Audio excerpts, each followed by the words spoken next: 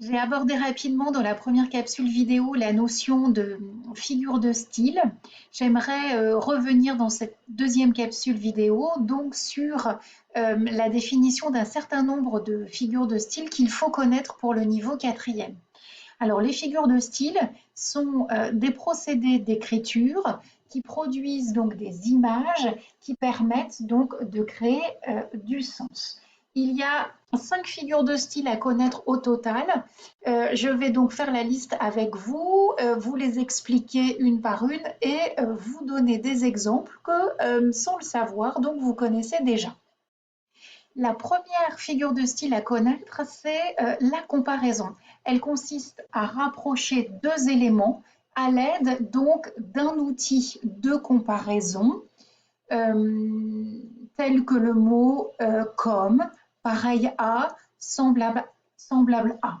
On en voit ici un exemple dont le vers d'Apollinaire suivant. Le fleuve est pareil à ma peine, il s'écoule et ne tarit pas.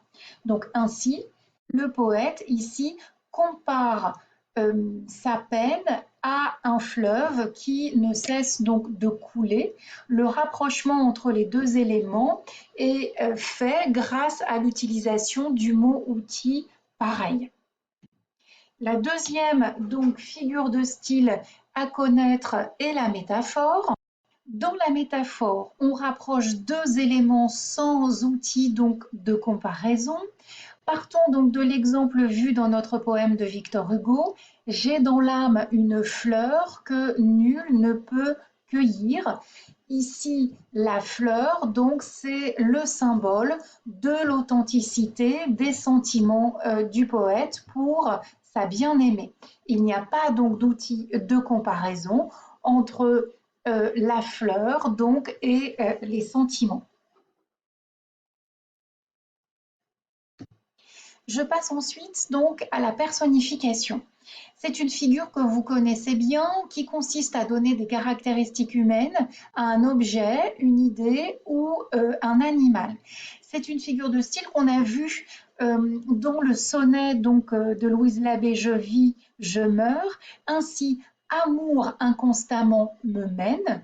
On a mis une majuscule donc au nom amour pour en faire donc une personne à part entière. L'anaphore, c'est une figure que vous avez vue également dans le poème donc, de Victor Hugo. Elle consiste à répéter un mot ou un groupe de mots en début de vers ou en début de phrase. Ici, tout au début du poème, c'est l'anaphore de la conjonction puisque qui est mise en place. Puisque j'ai mis ma lèvre, puisque j'ai dans tes mains, puisque j'ai respiré. Donc on entend ce même groupe de mots utilisés en début de vers pour insister.